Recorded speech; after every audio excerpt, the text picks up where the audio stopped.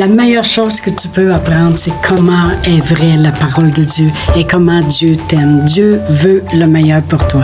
Il veut que tu vives vieille, 120 ans. Oh là là! Bonjour, bienvenue à Inspiration.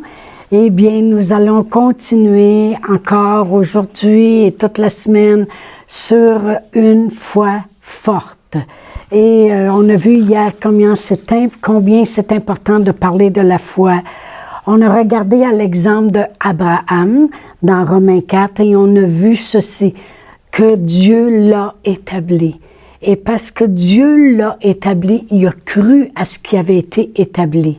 Et que c'était la même chose pour nous. C'est important de croire que nous aussi on a été établis.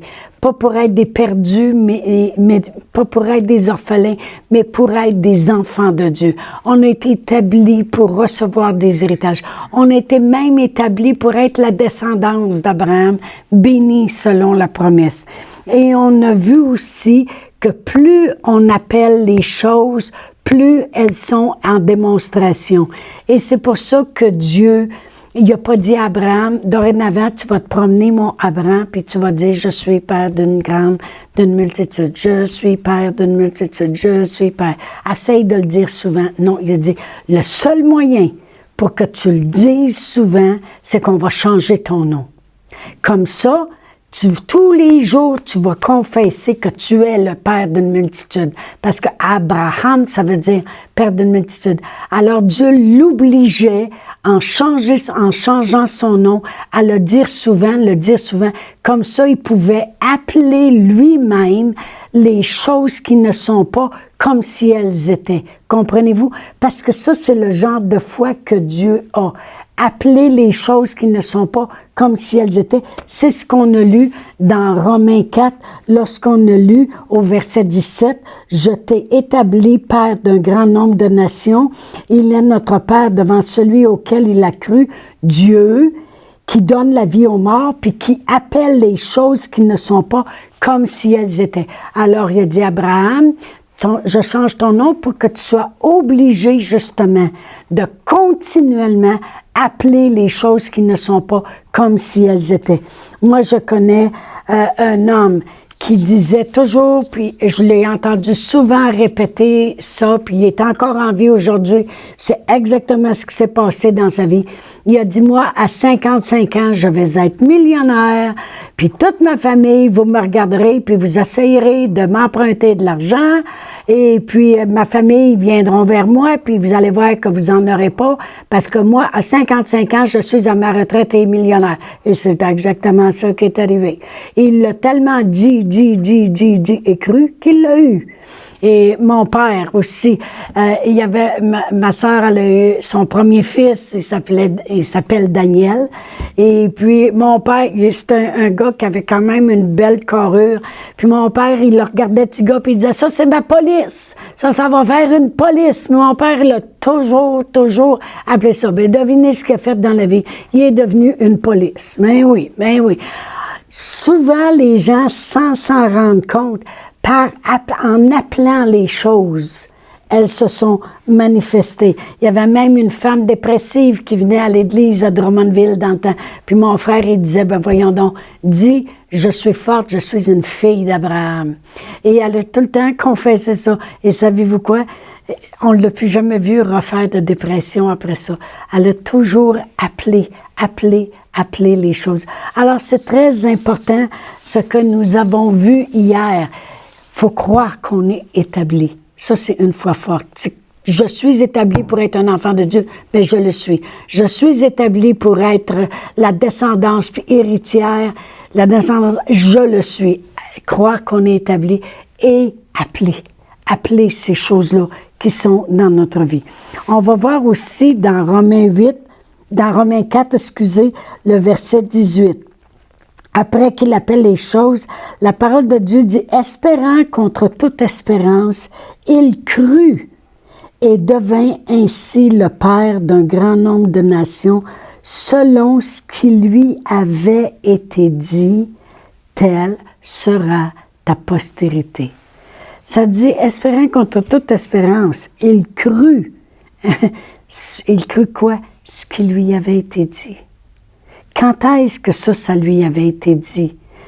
Telle sera ta postérité. On va aller à Genèse 15, complètement au début de la parole de Dieu, lorsque Dieu l'avait pris à part pour lui dire, justement, lorsqu'il avait à peu près 75 ans, et puis ça dit au verset 5 de Genèse 15, « Et après l'avoir conduit dehors, Dieu a dit, viens dehors. Il dit, regarde vers le ciel et compte les étoiles si tu peux les compter. » Et il lui dit, « Telle sera ta postérité. » Abraham eut confiance à l'Éternel qui le lui imputa à justice. Voyez-vous, l'apôtre Paul est après cité ici dans Romains, bien des 1000 années plus tard, que Abraham a espéré contre toute espérance, il a cru, puis il est devenu le père d'un grand nombre de nations selon ce qui lui avait été dit. Qu'est-ce qui lui avait été dit? Telle sera ta postérité. Genèse 15, 5, c'est exactement ce que Dieu lui a dit. Regarde les étoiles, si tu peux les compter, ça va être ça ta descendance. Telle sera ta postérité. Moi, la question que je me demande, c'est, croyez-vous ce que Dieu dit? Parce que c'est exactement ça que Abraham a fait. Premièrement, il a cru qu'il avait été établi. Deuxièmement, il n'a pas arrêté d'appeler les choses en changeant son nom, Abraham. Troisièmement, il sait quoi qu'il a cru? Ce qui lui avait été dit. Tu vois toutes les étoiles dans le ciel, si tu peux les compter, là, telle sera ta postérité. Il crut ce qui lui avait été dit. Dieu nous dit beaucoup de choses aussi dans la parole. Il nous dit que jamais il ne nous abandonnera. Jamais il ne nous délaissera. Est-ce que vous le croyez? Parce que si vous le croyez, vous n'aurez plus besoin d'être inquiète lorsque vous êtes seul, lorsque vous vous sentez rejeté, lorsque les choses vont mal, lorsque vous êtes malade. Dieu dit, jamais je ne t'abandonnerai, jamais je ne te délaisserai. Est-ce que tu crois ce qu'il dit? Est-ce que tu crois quand il dit dans le psaume 23 qu'il te conduira dans des verts pâturages? Il ne t'amènera pas dans les lieux désertiques, arides et secs. Il veut que tu sois bien nourri, il veut que tu sois bien pris soin. Il va te conduire près des eaux paisibles. Dieu aime la paix dans nos vies. Il ne nous conduira pas lorsqu'une bombe est à la veille d'éclater. Non. Est-ce que tu crois ce qu'il dit? Est-ce que tu crois quand il dit que vous êtes mes enfants puis je vous bénis? On a vu ça dans d'autres capsules, comment Dieu nous veut bénir. Il a créé Adam et Ève, puis il les a bénis. Jésus a bu cette coupe qui était difficile à boire afin que nous, on soit bénis. Est-ce que vous le croyez? C'est ce qu'il dit. Est-ce que vous croyez ce que Dieu dit? Amen. Est-ce que vous croyez quand Jésus dit qu'il nous a tant aimés, qu'il a donné sa vie pour nous? Est-ce que vous croyez quand Jésus dit qu'il veut qu'on soit fortifié, qu'on ne veut pas qu'on soit l'âme découragée, qu'il nous a guéris? Est-ce que vous croyez ce que Dieu dit? La parole de Dieu est ce que Dieu dit. Donc, est-ce que vous croyez? Vraiment, la parole de Dieu, ça, c'est ce que Dieu nous dit. Si tu veux savoir ce que Dieu dit, lis la Bible. C'est ce que Dieu dit. Croyons-nous ce que Dieu dit. Voyez-vous, dans Jean 11, Marthe et Marie, le frère, étaient malades. Ils ont envoyé chercher Jésus. Et quand Jésus est arrivé, le frère était déjà mort. Même, ça faisait 4 jours qu'il était mort. Et au verset 39 et 40, Jésus dit, « Où l'avez-vous mis? » Tiens.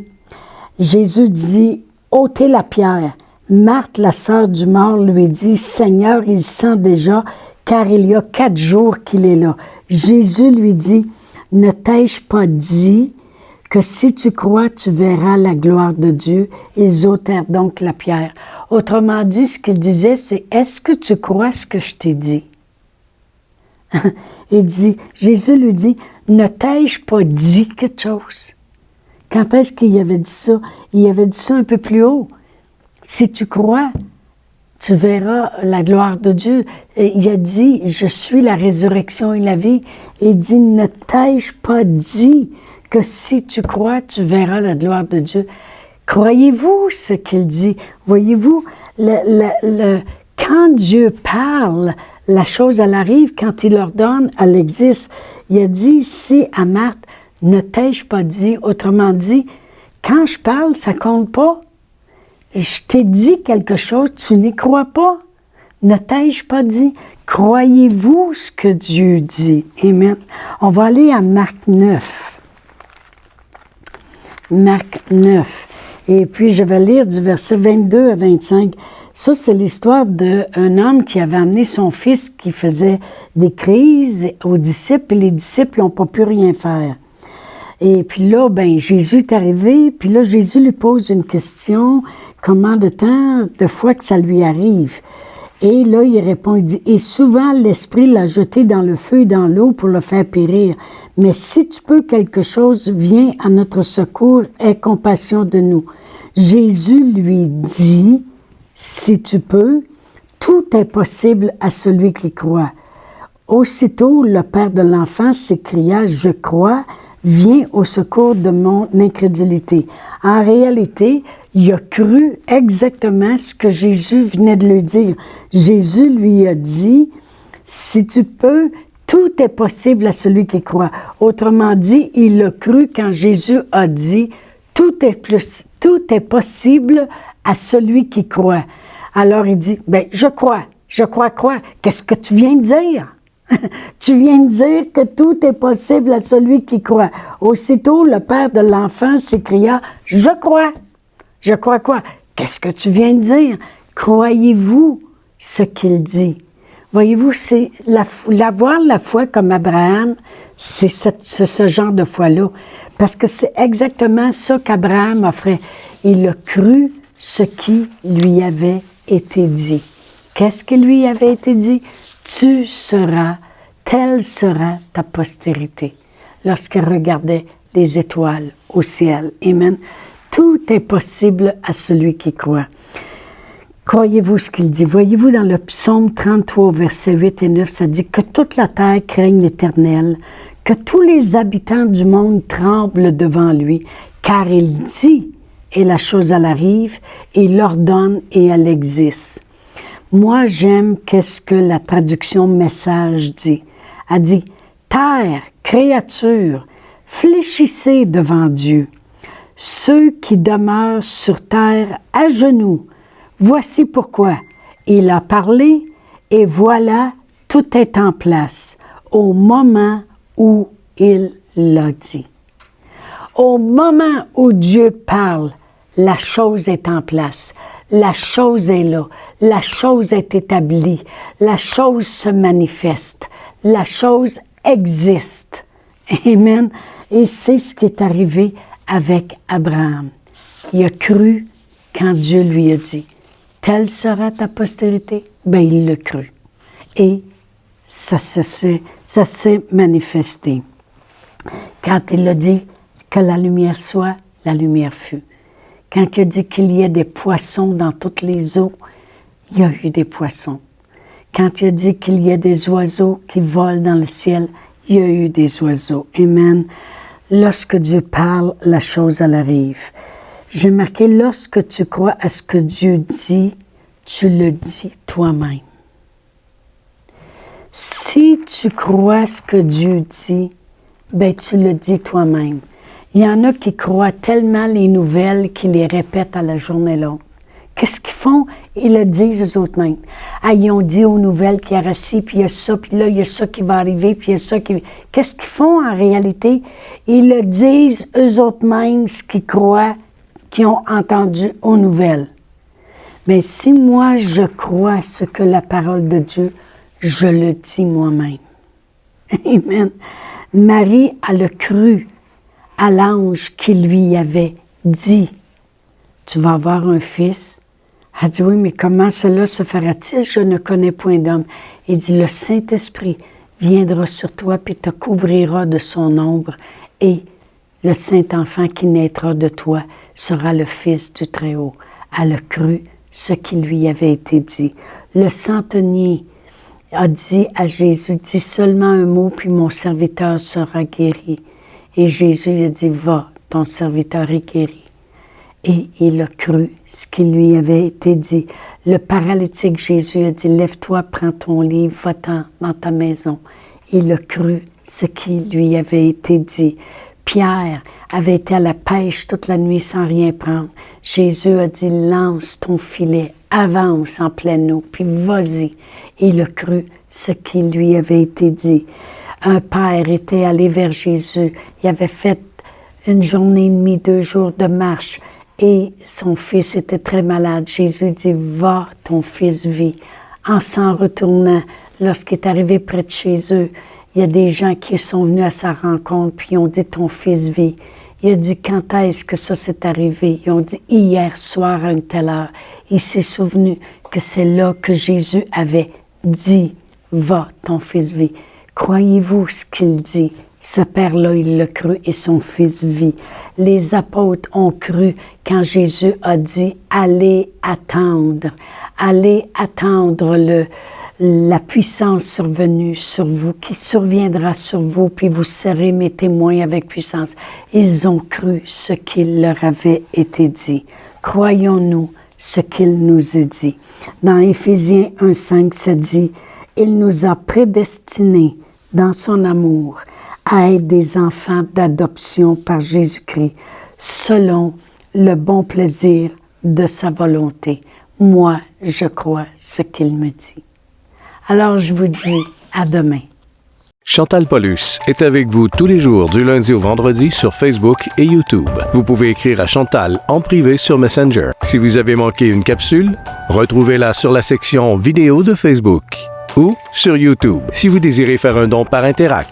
Voici l'adresse courriel capsule.inspiration@gmail.com. Le mot de passe est inspiration au pluriel. Vous pouvez aussi faire un don par www.eslr.org/dons. Veuillez indiquer en mémo Capsule Inspiration.